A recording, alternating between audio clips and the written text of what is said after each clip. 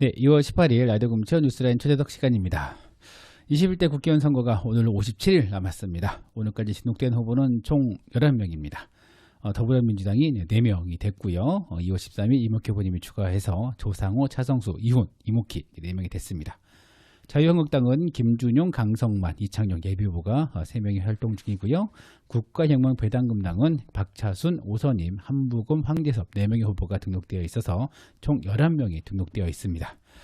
지금 더불어민주당과 자유한국당은 이제 공청심사가 한창 진행되고 있고요. 지금 자유한국당은 당명이 이제 통합이 됐습니다. 새로운 보수당과 통합이 되면서 어제 2월 17일 날 미래통합당이 탄생을 했습니다.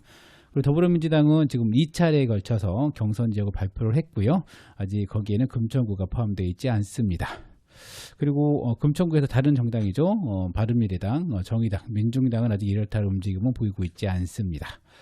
저희 뉴스라인은 예비후보가 등록하시는 분들은 바로바로 모셔서 이야기 들어보고 있는데요. 오늘은 가장 최근에 등록하신 더불어민주당 이목희 후보님 모시고 이야기 들어보겠습니다. 안녕하세요. 안녕하십니까? 네, 반갑습니다. 네. 청취자분들에게 인사 부탁드리겠습니다. 예, 존경하는 주민 여러분, 이목희입니다. 새해 복 많이 받으십시오. 지난 2년 동안 문재인 정부의 최우선 국정과제인 일자리 정책 컨트롤타워, 즉 일자리위원회 부위원장직을 성과적으로 마치고 금천구로 돌아왔습니다. 좀 전에 사회자 말씀하신 대로 2월 13일 날 예비후보 등록을 하고 오늘 이제 프레카드를 달았습니다. 지난해 8월 말쯤 오려고 했습니다마는 이 막중한 자리를 비우는 것이 국민에 대한 예의가 아닌 것 같아서 후임자가 올 때까지 기다렸습니다. 그래서 좀 늦게 왔습니다마는 제가 2002년 금천구에 오면서 여러분에게 말씀드린 잘 사는 금천 행복한 주민을 위해서 깨끗한 사람, 힘 있는 사람 이목희가 최선을 다하겠다는 말씀을 드리겠습니다. 네, 지난 2월 11일 날 이취임식이 있었죠. 일자리위원회 부위원장님. 저는 2월 10일 날 이임을 했고 네네. 새로운 분이 2월 11일 날 취임식을 하셨고, 네네. 하여튼 그렇게 하고 바로 이제 13일 날 등록하셨는데 어떻게 그 후보 등록하고 첫 행보를 어디로 하셨어요?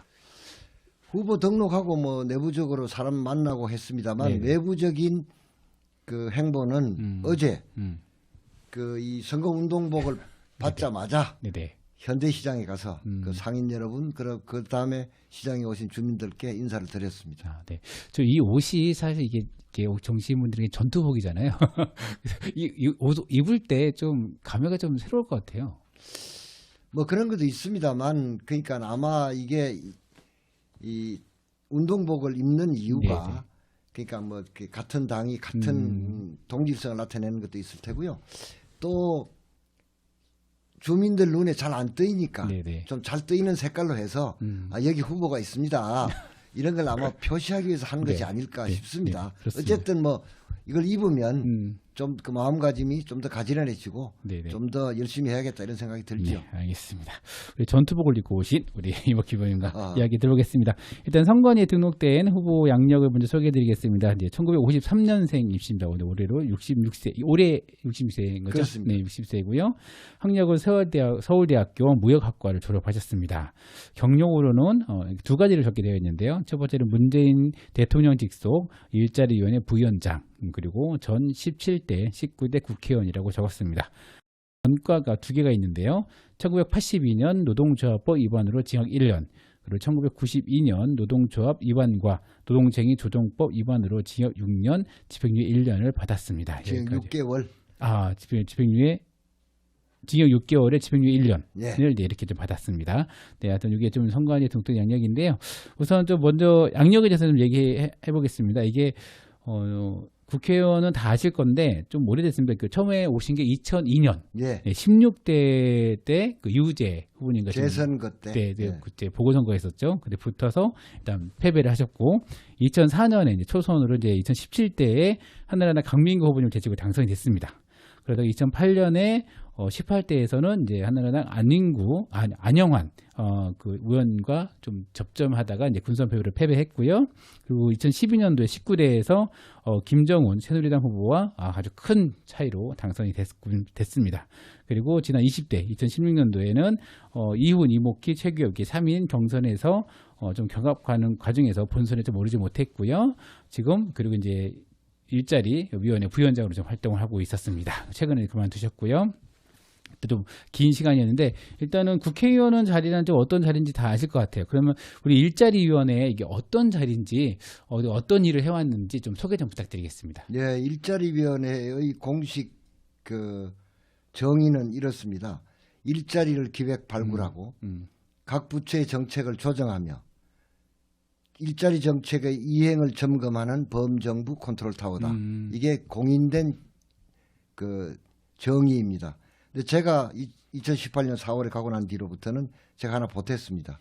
일자리 정책에 관해서 모든 부처를 통솔하는 상급 조직이다. 이렇게 제가 규정을 했고요.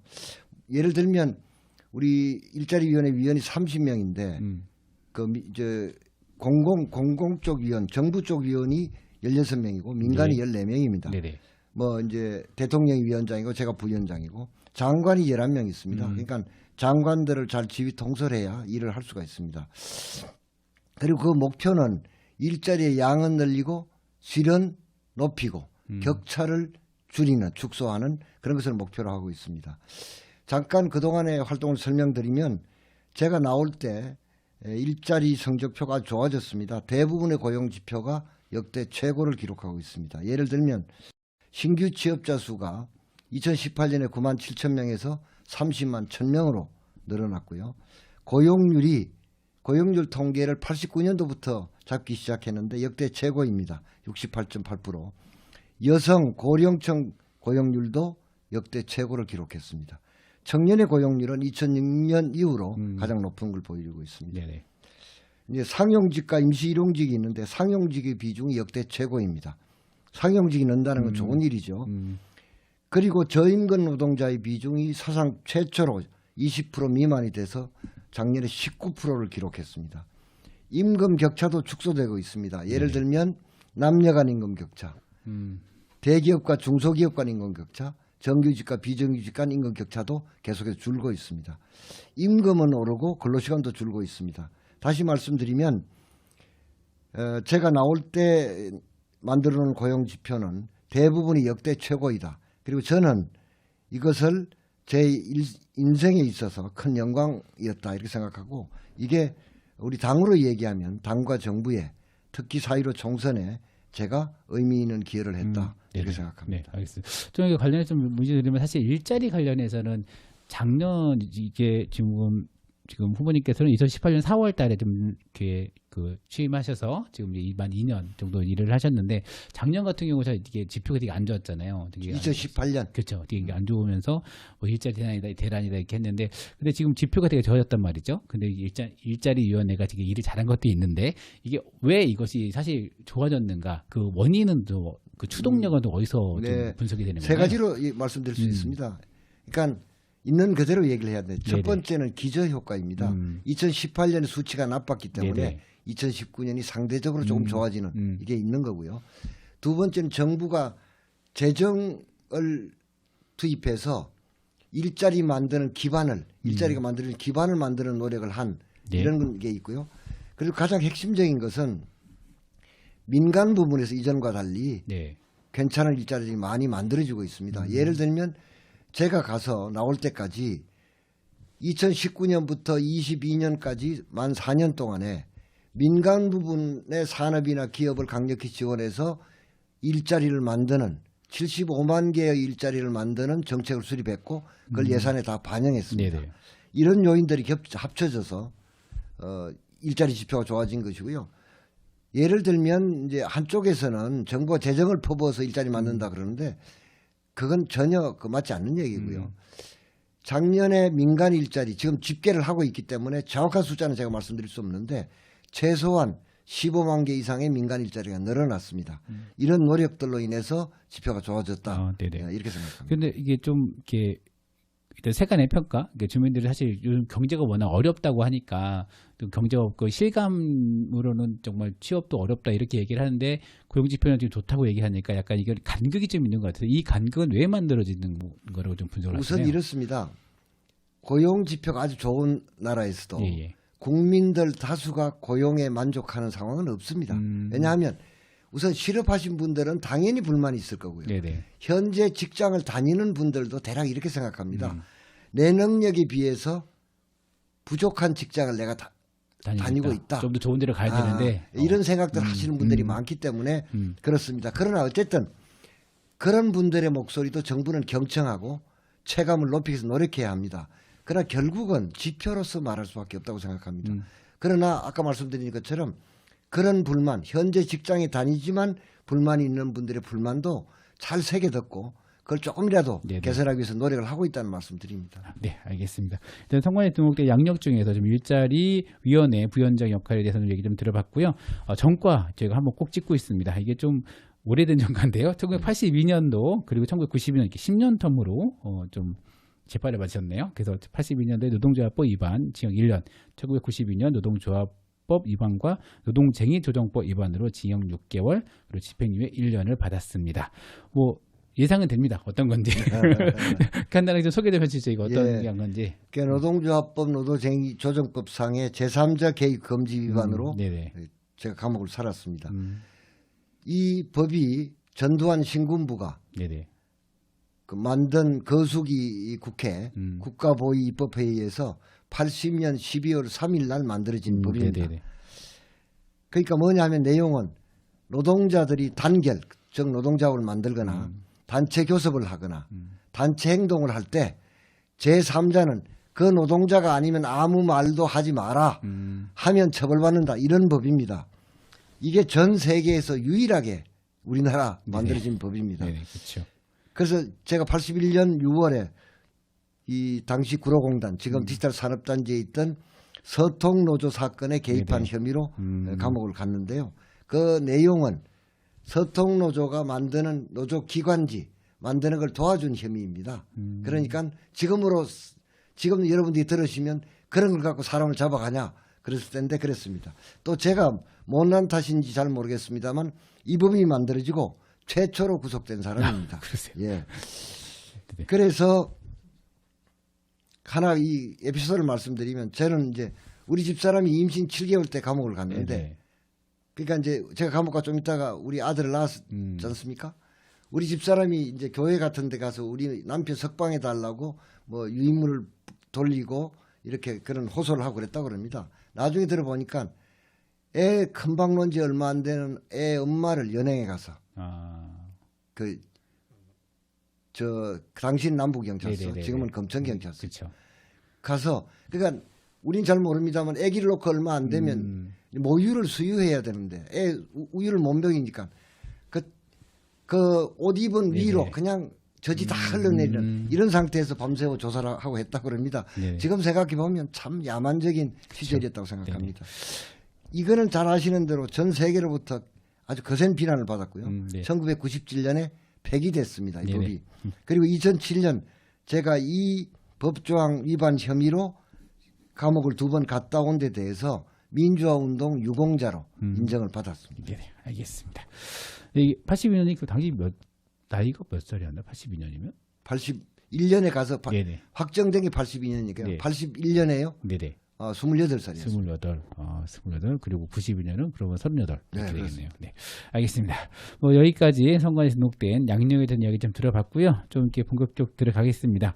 일단 16대에서 첫 도전을 했고 17대에 초선을 하고 지금 20대입니다. 징검다리를 했지만 지금 3선에 좀 도전하는 그런 과정인데요. 좀 어떤 마음으로 출사표를 좀 던지셨는지 우리 출마의 변 들어보겠습니다. 예, 지금 사회자 말씀하신 대로 2002년 8월 8일에 검천구에 재선거가 있었습니다. 제가 그때 와서 내건 캐치프레이즈가 잘 사는 검천 행복한 주민이었습니다. 그리고 제가 왔더니 주민들이 이런 얘기를 물어봤습니다. 국회의원 하다가 떨어진 사람은 다 이사 가던데 당신 여기 살 거냐? 그래서 전 죽을 때까지 살겠습니다. 그래서 제가 17년 7개월을 살았습니다. 사실은 검천구에 이제 동네에서 해야 될 일이 정부가 해야 될 일이 있고 지자체가 해야 될 일이 있고 서울시가 해야 될 일이 있고 검천구가 해야 될 일이 있습니다. 그러니까 국회의원은 정부가 해야 될 일을 하는 것이죠. 그런 국책사업들은 사실은 굵직한 것은 제가 다 해결했거나 아니면 해결 단초를 제가 만들었다 이렇게 말씀드릴 수 있습니다. 예컨대 도하부다 이전에서 롯데캐슬 그다음에 금나래 초등학교 뭐 있지 않습니까? 그 사실은 노무현 대통령 당선된 직후 한 보름 후에 제 기억으로는 아마 2003년 3월 한 10일께로 기억하는데 대통령 관저에 저녁 먹는 일이 있었습니다. 그때 뭐 당시에 문재인 민정수석, 뭐 유인태 정무수석 이런 분들 같이 있었는데 끝나고 나서 내가 노 대통령한테 얘기를 드렸습니다. 도하부대 좀 나가게 해주십시오. 그 대통령 말씀이 내 보내달라는 데는 엄청 많은데 받아주는 데가 네네. 없습니다. 그래서 내가 그렇게 얘기를 했습니다. 그 길게 대통령하고 원래 길게 설명하는 게 아닙니다. 그래서 네네. 제가 짧게 얘기했습니다.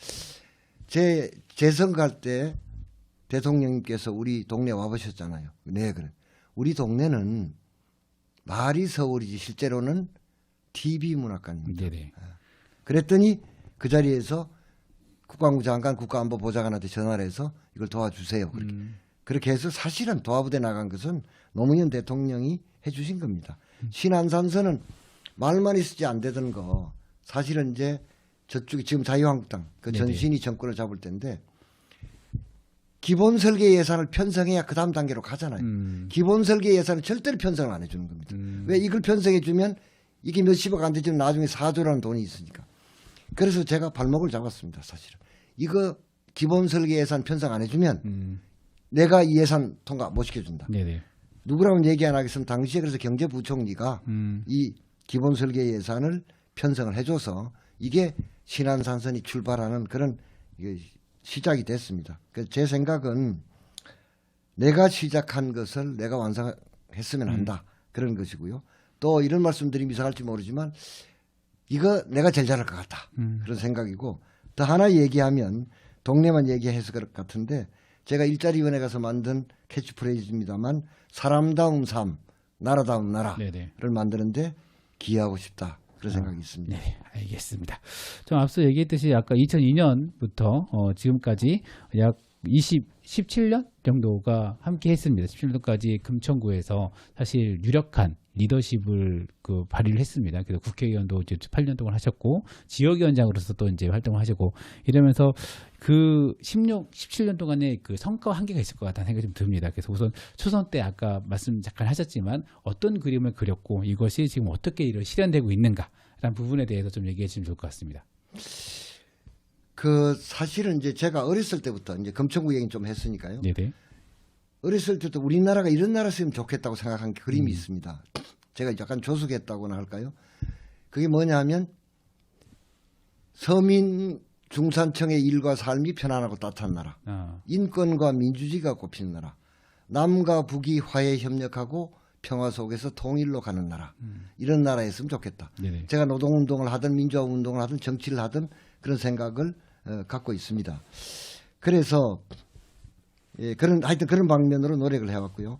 이제 아까 말씀드렸다시피 제가 처음에 왔을 때 국책 사업은 도하부대 이전, 그다음 신안산선 건설 이게 거의 핵심이었습니다. 네네. 그거는 제가 아까 말씀드린 것처럼 도하부대 이제 끝나고 사실은 도하부대 옮길 때 안 받아주지 않습니까? 그쵸. 그래서 이천에 산 중턱에다 건설하는데 정말 막사도 아주 잘 지어주고요.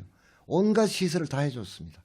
예, 정부가 신경을 써서 네. 사실은 이제 좀 이따 공군부대 나옵니다. 공군부대 옮기려면 그렇게 해줘야 됩니다. 네. 그랬고 우리 전체적으로 보면 제가 여러 가지가 있으면 두 가지만 말씀드리겠습니다.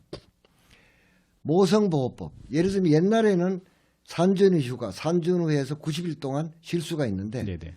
한 달 월급은 정부가 줬지만 두 달 월급은 사용자가 줬습니다. 그러니까 여성이 임신을 하면 보통 밀어냈습니다. 그래서 이거를 제가 17대국에 들어가자마자 해서 모든 것을 정부가 3개월 동안 임금을 준다. 또 유사산 휴가. 우린 잘 모릅니다만 여성들은 유산, 사산은 사실은 출산과 거의 비슷한 힘이 든다고 합니다. 그 사람들 45일 동안 유급휴가 주는 것도 했고요.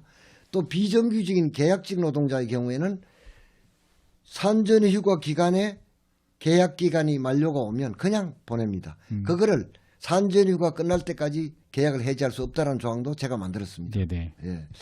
또 하나는 지금 이제 다들 압니다만 이제 어르신들 이제 연세가 많이 드셔 치매 걸리고 이렇게 아플 때 지금 노인 장기요양 보장법에 의해서 본인 부담 20%만 가지 않습니까? 네네. 이걸 사실은 제가 앞장서서 만들어서 지금은 사실은 이 법이 없었으면 지금 어떻게 감당을 할까 각 가정이 이런 생각이 듭니다.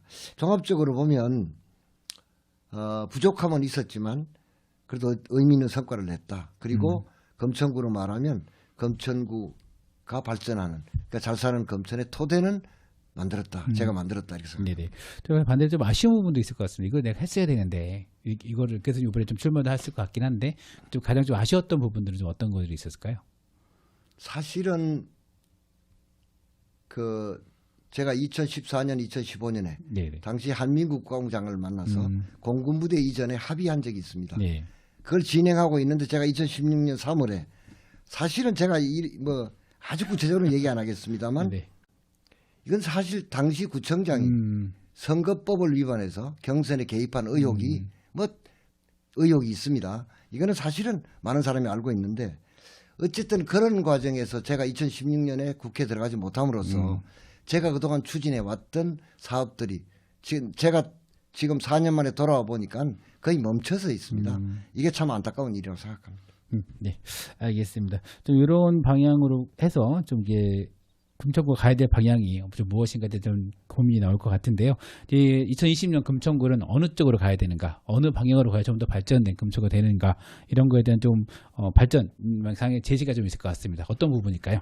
제가 지금 오늘 프랭카드를 달면서 힘있는 이목회 7대 공약 이렇게 만들어서 했습니다. 그걸 간단하게 첫 번째는 신안산선의 조기 완공입니다. 이거 왜냐하면 시작은 했습니다만 초기에 예산을 많이 투입 안 하면 마냥 늘어집니다. 두 번째는 신안산선과 연관돼서 시흥사거리역과 신독산역 네. 지금 출입구 2개라고 한다는 거 아니겠습니까? 그렇죠. 예. 그걸 4개로 만들겠다는 겁니다. 4개로. 예. 네.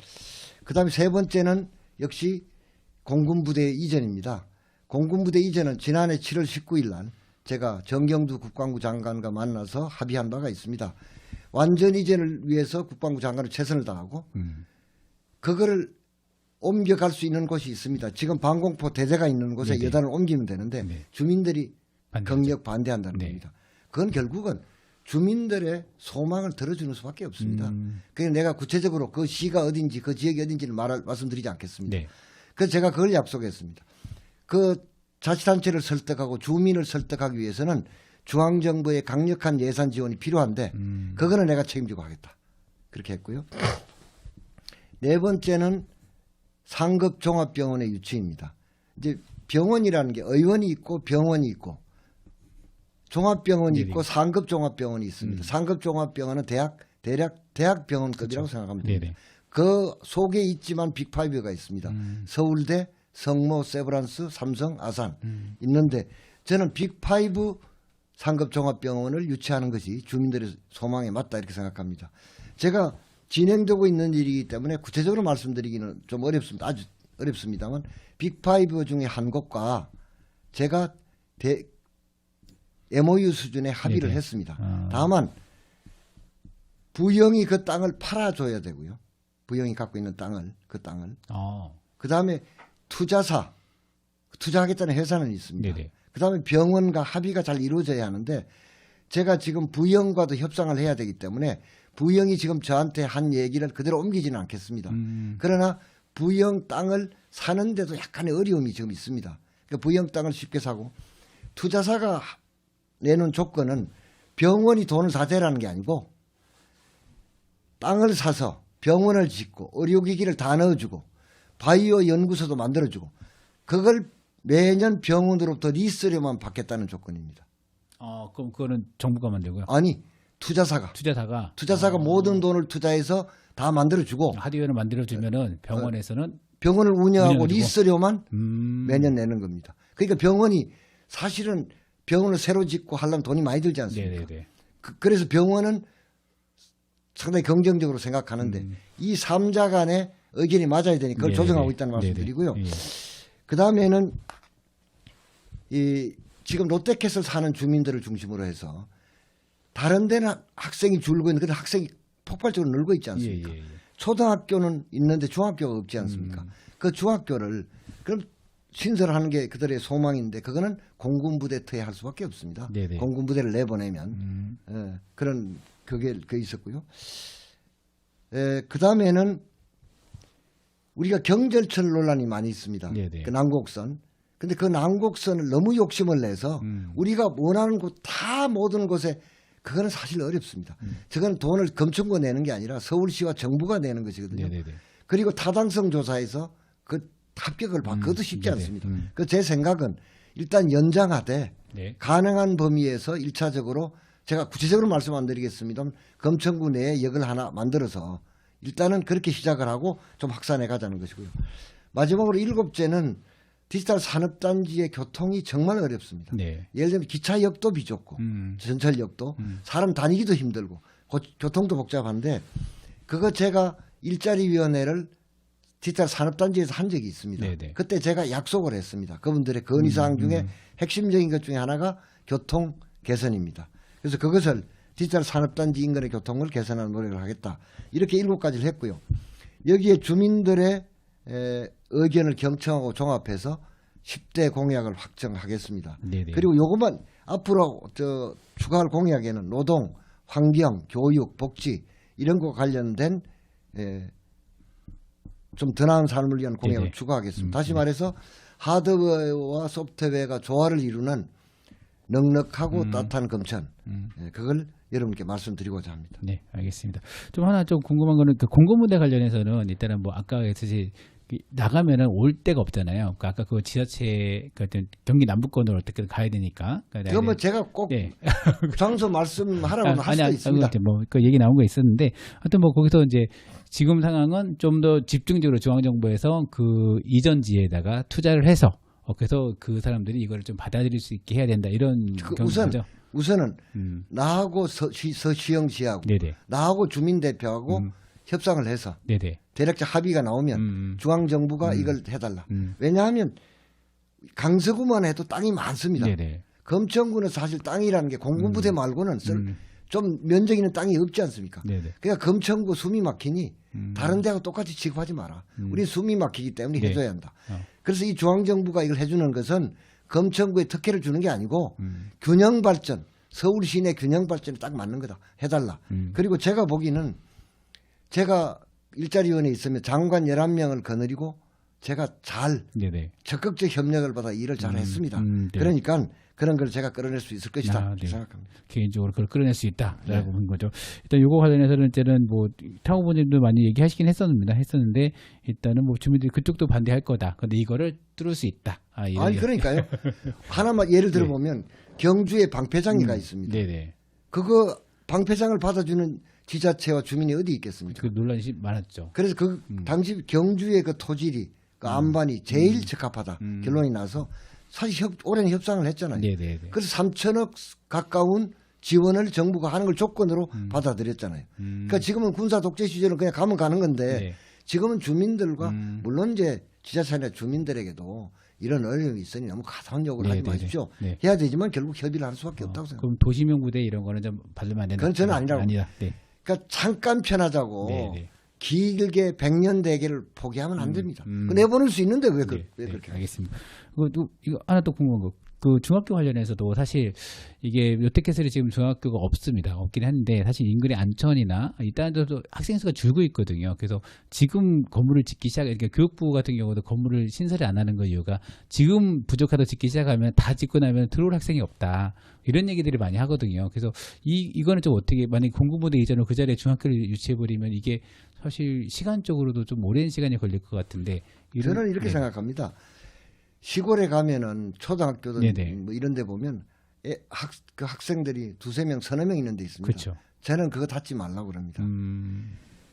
그거 하나 더는 돈 해봐요. 교장 선생님 한 2분 검료, 그다음에 시설 유지비 아니겠습니까? 학교라는 건 주민들 마음의 고향입니다.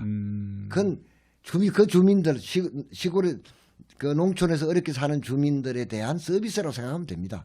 그러니까 예를 들면 여기 학생이 줄고 있는데 네네. 시설이 남잖아요. 네네. 그러면 학생들 공부 안 하는 시간에 주민들의 편의시설, 복지시설로 만들어 하면 될 일입니다. 그거 못할 일이 없고요. 네네.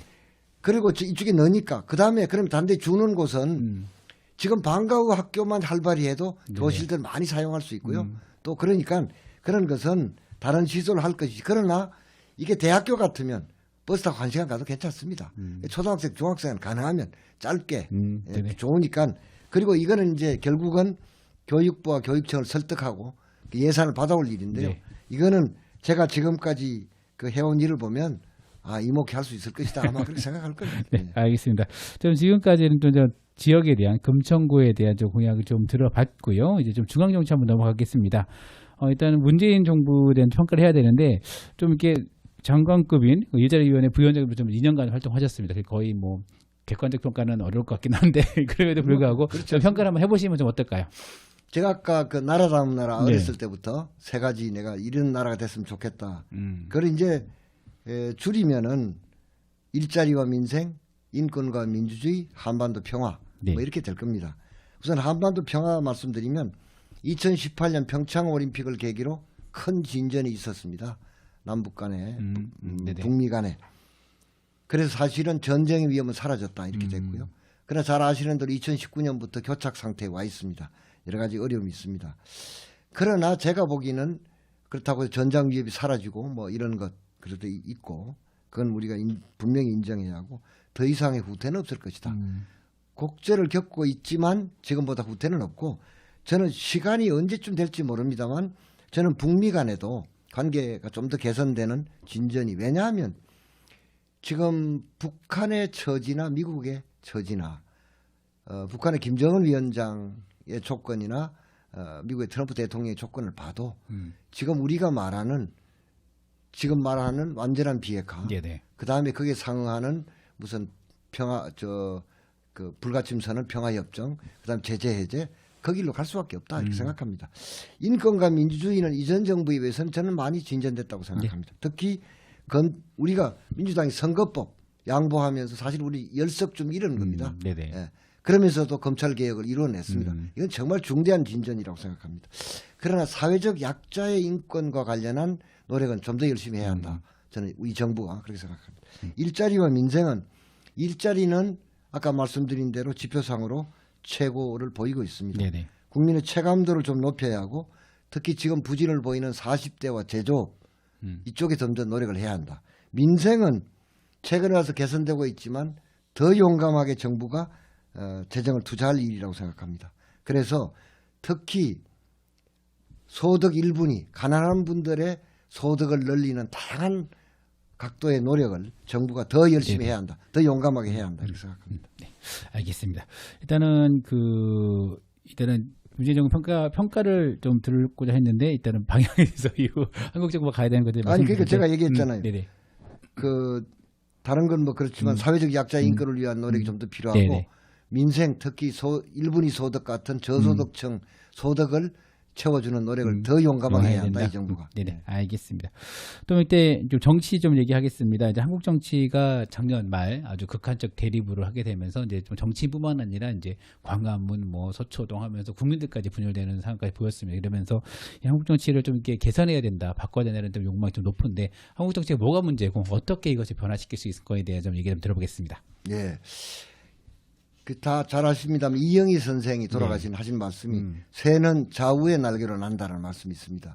그러니까 진보와 보수 두 날개로 난다는 뜻인데 진보 보수 모두 건강하고 개혁적이어야 합니다. 그런데 뭐 진보 진영에도 문제가 여러 가지 있습니다. 그러나 보수 진영의 문제는 심각하다고 생각합니다. 예를 들면은 건전한 보수, 상식적 보수가 거의 없고 지금 사실 우리의 보수는 수구, 거구가 보수라는 이름으로 있다. 자유한국당 저거는 보수라고 보기 어렵다고 생각합니다. 수구, 거구죠. 예를 들면 뭐 집회를 하는데 청와대를 점령해라. 어떻게 그걸 점령할 수가 있습니까?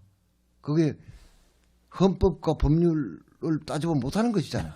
문재인을 끌어내라. 국민이 선출한 대통령은 하려면 명백한 헌법 법률 위반이 있을 때 탄핵이라는 절차 말고는 없지 않습니까? 그런데 문재인을 어떻게 끌어냅니까?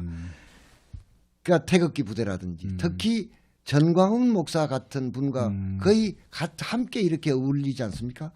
참 답답합니다. 저는 한국 정치가 되려면 진보도 많이 노력해야 됩니다만 자유한국당 등이 건강한 개혁적 보수로 다시 태어나기를 바랍니다. 그래서 민주당과 성의 경쟁을 통해서 국민께 봉사할 수 있게 되기를 바랍니다. 네, 일단은 보수 세력에서 좀 개혁적 보수로 보수가 좀 재정이 됐으면 좋겠다라는 좀 바람으로 좀 이해하겠습니다. 또 한국 사회에 좀 다양한 문제가 있습니다. 2020년 대한민국이 어디로 가야 그 어떻게 활로를 해야 좀 우리가 더 발전되고 우리 국민들이 좀 행복하게 살 수 있을까? 또 이런 문제에 대해 한번 좀 고민해 볼 것 같은데요. 좀 어떻게 무엇이 좀 바뀌어요? 무엇이 좀 시급한 문제고 어떤 게 좀 바뀌어야 될 것 같습니까? 여러 가지가 있습니다만 가장 시급한 것은 저는 격차의 해소, 양극화의 해소라고 생각합니다. 예를 들면 빈부격차, 뭐 재산의 격차, 소득의 격차가 심하지 않습니까? 네네. 물론 지금 5분위 배율, 그러니까 소득 1분위, 5분위 사이에 격차가 줄고는 있습니다. 네네네. 지금 뭐 6 가까이 되다가 지금 5% 초반대 5점으로 내려왔습니다만 그래도 이건 격차가 많은 것이죠. 아까 말했습니다. 임금만 봐도 남녀 간의 임금 격차, 정규직과 비정규직의 임금 격차, 대기업과 중소기업 임금 격차 이게 심각하고요.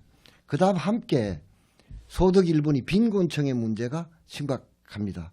예를 들면 일부 야당에서는 정부가 돈을 퍼부어서 뭘 한다고 그러는데요. 제가 이렇게 반문합니다.